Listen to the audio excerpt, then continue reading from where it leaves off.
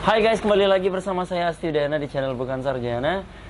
Di video kali ini saya akan share ke kalian tentang belajar bahasa Inggris dengan benar dan efektif. Nah, video ini saya tujukan khusus buat pemula yang baru belajar bahasa Inggris. Oke, untuk itu simak video ini sampai selesai dan jangan lupa untuk kalian yang belum berlangganan sampai saat ini, kalian klik subscribe yang berada di bawah kanan video dan jangan lupa juga untuk like video ini, share ke teman-teman kalian.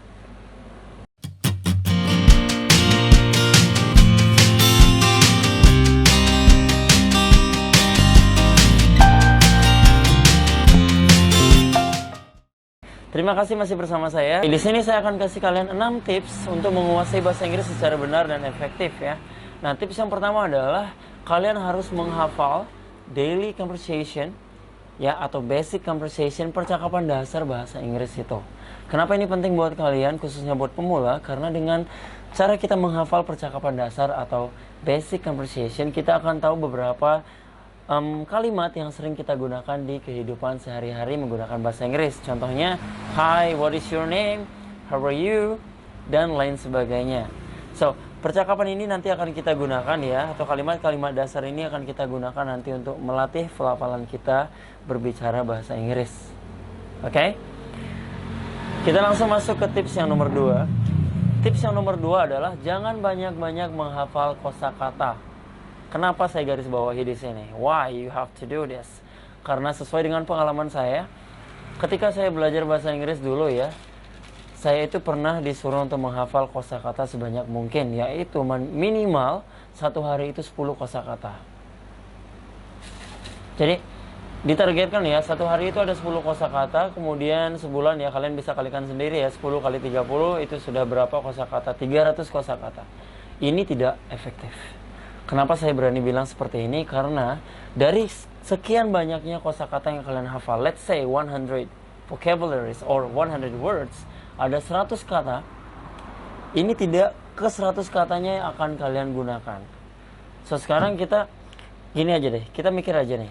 Kalau kita hafal 100 kosakata, apa semua kosakata ini akan kita gunakan? Belum tentu ya. Nah, bisa jadi kita hanya akan menggunakan hanya 10, hanya 20 kosakata saat kita berbicara. Dan sisanya kita akan lupakan karena kita nggak pernah pakai mereka. Oke? So, di sini kalian harus pelajari kosakata yang akan kalian gunakan saja pada saat kalian speaking. Oke? Jadi kosakata yang benar-benar kalian perlukan untuk level itu. Ya. Sebenarnya kalian boleh saja menghafal banyak kosakata, tapi untuk pemula, no. Kalian jangan lakukan ini. Kesian kan, memori kalian itu terbuang-buang hanya untuk menampung kosakata yang tidak pasti akan kalian gunakan di waktu yang bersamaan. Ya, contohnya yang tadi itu ya, ada 100 kosakata, 100 kata kalian hafal. Belum tentu itu akan membantu kalian untuk membuat bahasa Inggris kalian itu bagus. No, it doesn't work. Jadi itu benar-benar nggak efektif menurut saya ya. So, jangan banyak-banyak menghafal kosakata. Kemudian tips yang selanjutnya adalah pelajari atau hafalkan kosakata yang akan kalian gunakan saat speaking atau saat kalian berbicara menggunakan bahasa Inggris. Nah, di sini contohnya adalah kalau kalian ingin berbicara tentang perhotelan atau pariwisata. Kalian cukup hafalin kosakata yang berada di sekitar pariwisata tersebut. Jadi di pariwisata kita perlu apa saja? Di pariwisata itu terdiri dari beberapa mungkin objek pariwisata. Kemudian kita itu punya yang namanya budaya. Oke, kita cari kosakata seputaran budaya. Kita cari kosakata seputaran tempat-tempat wisata yang akan kita kunjungi dan lain sebagainya. Jadi kalian sudah tahu ya, oh saya mau angkat topik tentang pariwisata atau tourism. Saya mau angkat topik tentang culture atau budaya. Jadi saya akan mencari kosakata. Saya akan siapkan kosakata tentang dunia pariwisata atau budaya. Jadi dengan itu kalian sudah benar-benar fokus ya. Kalau saya itu mau belajar kosakata tentang ini dulu. Nah, untuk selebihnya nanti akan saya kembangin. Is it fine for you? Oke, sekarang kita lanjut ke yang nomor 4 atau yang selanjutnya. Belajar pengucapan dari English speakers. Nah, ini penting banget ya. Jadi kalian itu belajar pronunciation atau pengucapan bahasa Inggris dari English speakers. Siapa itu English speakers? English speakers adalah orang-orang yang menggunakan bahasa Inggris sebagai bahasa resmi mereka. Jadi kita tidak belajar bahasa Inggris dari orang yang masih belajar bahasa Inggris. Maksudnya gini, Kalau kalian itu belajar bahasa Inggris dari terutama pronunciation-nya ya, atau pengucapannya dari orang yang menggunakan bahasa Inggris sebagai bahasa resminya. Contohnya ada orang British, ada American, ya, ada Australian. Mereka itu punya bahasa Inggris yang sesuai dengan standar ya. Jadi kita itu tidak mengikuti pengucapan atau pronunciation yang ya masih diragukan gitu.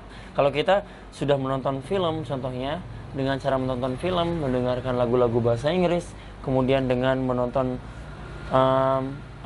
pidato, menonton atau mendengarkan pidato bahasa Inggris yang menggunakan subtitle bahasa Inggris. Jadi ini sangat membantu ya.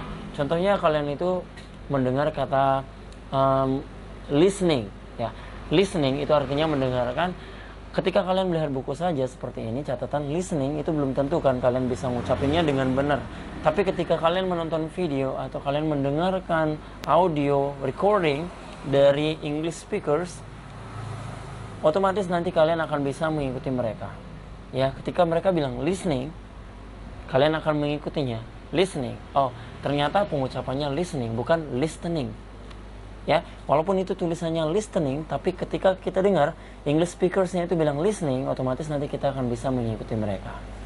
Oke, so ini sangat penting ya. Saya akan garis bawahi poin yang ini. Jadi kalian itu kalau menonton video bahasa Inggris, menonton film bahasa Inggris, film-film barat, tonton yang ada subtitlenya. Jadi yang ada teksnya. Teksnya itu tidak menggunakan bahasa Indonesia. Kalau kalian cari teks yang menggunakan bahasa Indonesia, sama dengan kalian itu tidak belajar bahasa Inggris. Cari teks yang menggunakan bahasa Inggris. Cari subtitle yang menggunakan bahasa Inggris.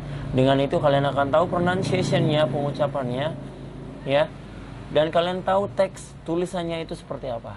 Karena kalian tahu ya bahasa Inggris itu tulisan dan pengucapannya jauh berbeda. Oke? Kita menuju ke tips selanjutnya ya. Tips nomor 5, latih speaking kapanpun, dimanapun, selagi situasi dan kondisi mendukung. Nah, latihan speaking kalian nggak mesti nunggu orang barat ya, atau bule ya, yang sering kita sebut dengan bule. Kita nggak mesti nunggu mereka buat belajar bahasa Inggris. No, kita bisa belajar bahasa Inggris dengan teman-teman yang lagi belajar bahasa Inggris juga, sama seperti kita.